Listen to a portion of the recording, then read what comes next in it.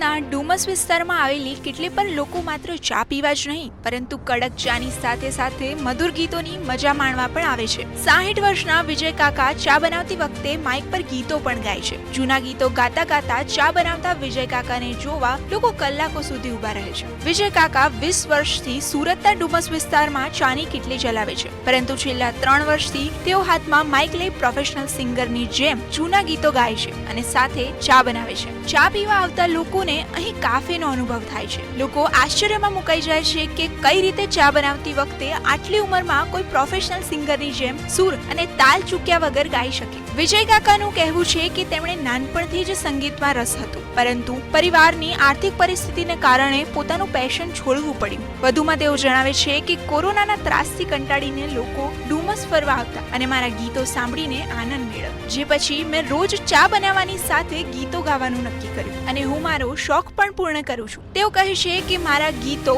અને ચાની મજા માણવા લોકો દૂર દૂરથી આવે છે। ગુજરાતના વડોદરા, અમદાવાદ, નવસારી, બારડોલી સહિત અન્ય શહેરોથી લોકો આ જગ્યાની મુલાકાત લેવા આવે છે। હાલ તો આ વિડીયોમાં બસ આટલું જ। બીજા કન્ટેન્ટ્સ માટે જોતા રહો મંતવ્ય ન્યૂઝ।